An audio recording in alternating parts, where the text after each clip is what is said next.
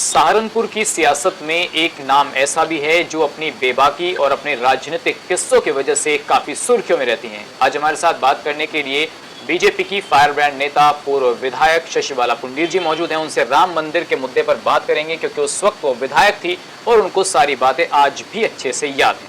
पहले तो बहुत स्वागत शशिबाला जी आपका। धन्यवाद धन्यवाद। तो क्या देखा आपने, क्योंकि राम मंदिर अब बन चुका है, लोग कह रहे हैं कि बीजेपी ने राम मंदिर को एक पॉलिटिक्स के तौर पर यूज करने का काम किया है। आपने तो वो दौर देखा है अडवाणी जी वाला, क्या फर्क उस दौर में और इस दौर में आया है? इस दौर में और उस दौर में बहुत ज्यादा फर्क आया है। इस समय सब चीज पॉलिटिकलाइज हो गई है, राजनीतिकरण हो गया हर चीज का। उस जमाने में ऐसा नहीं था। इस जमाने में तो किस तरह से अपने विरोधी को या जरा सा भी कोई बोल लो जेल में कैसे डालना, ये हो रहा है। उस जमाने में अटल जी का जमाना रहा हो, चंद्रशेखर जी का जमाना रहा हो, किसी का जमाना रहा हो, प्यार से एक दूसरे के साथ रहते थे। अटल जी और चंद्रशेखर जी अपोजिट पार्टी में थे, अपोजिट धुरियां दोनों की राजनीति की थी, लेकिन दोनों में प्यार बहुत था। जब 13 दिन की सरकार एक वोट से गिरी तो मैं चंद्रशेखर जी के बहुत करीब हम लोग रहे हैं, पढ़ाई जीवन से छात्र नेता हम लोग थे, तब से साथ रहे उनके। तब चंद्रशेखर जी को बेहद दुख हुआ था कि एक वोट से सरकार गिर गई है। अगर मुझे लगता तो मैं अपनी वोट दे देता। ऐसे लोग थे पहले। लेकिन आप भाजपा में भी हैं, आप समाजवादी में भी रही हैं, उससे पहले बीजेपी से विधायक रही हैं। कल्याण सिंह, राजनाथ सिंह, अडवाणी जी, इन सब से आपके बहुत करीबी रिश्ते हैं। तो आपको नहीं लगता कि आप बीजेपी में रहकर ये कह रही हैं कि राम मंदिर जैसे मुद्दों का राजनीतिकरण हो रहा है? देखिए, राम सबके हैं। मैं उस राम को मानती हूँ जो सबके हैं।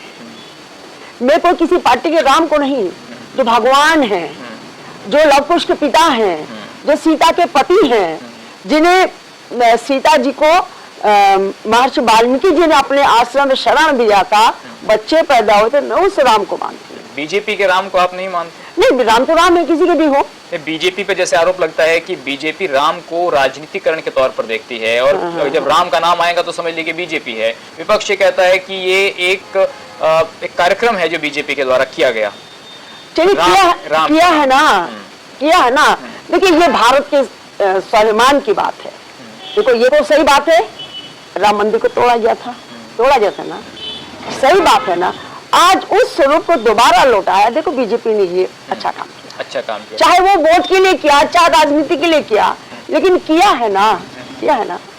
अच्छा काम। पहले कहते थे कि रामलला हम आएंगे, मंदिर वहीं बनाएंगे, फिर विपक्ष ने कहा कि तारीख नहीं बताएंगे। अब तारीख भी आ गई, मंदिर भी बन गया, लेकिन लोगों ने कहा कि जो काम शंकराचार्य को करना चाहिए वो काम प्रधानमंत्री कर रहे हैं। प्रधानमंत्री ने इस पूरे कार्यक्रम को हाईजैक कर लिया और एक ही नाम नरेंद्र मोदी निकलकर सामने आया कि मंदिर भगवान राम या नरेंद्र मोदी, जबकि ये काम धर्म का था, धर्माचार्यों का था। तो ऐसे लोगों ने सवाल उठाया। आपको लगता है कि मोदी जी ने इसको कैप्चर किया सारे कार्यक्रम को? नहीं, मुझे ऐसा नहीं लगता।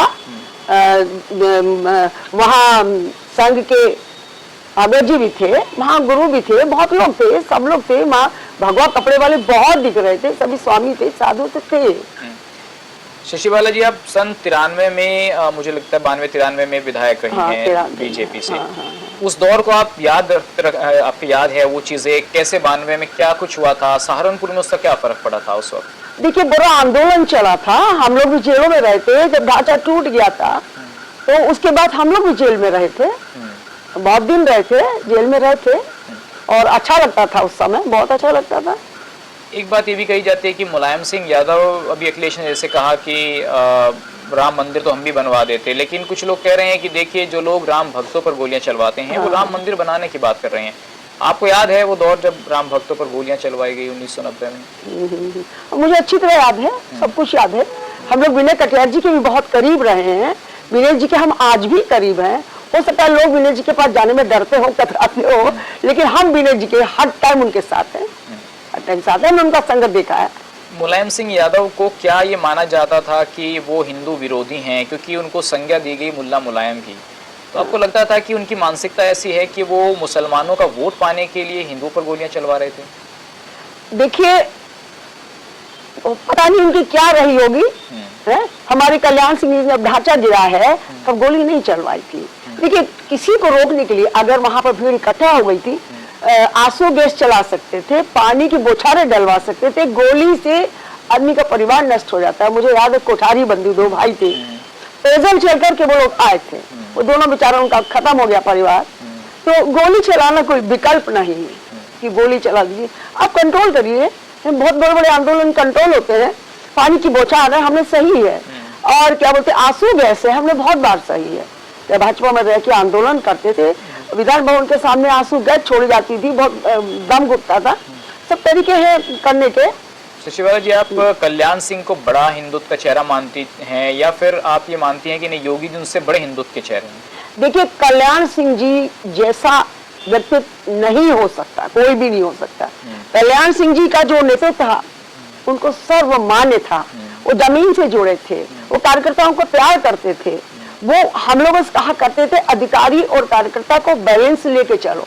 उनका ये नहीं था हमने जाके किसी अधिकारी की बुराई कर दिया वो सुन लेंगे, ऐसा नहीं था, वो दोनों को बैलेंस करके चलते थे। कल्याण सिंह जी का नाम कल्याण नहीं तराजू था, वो तोल के बैलेंस करके चलते थे। कल्याण सिंह जैसा कोई ना हुआ ना होगा।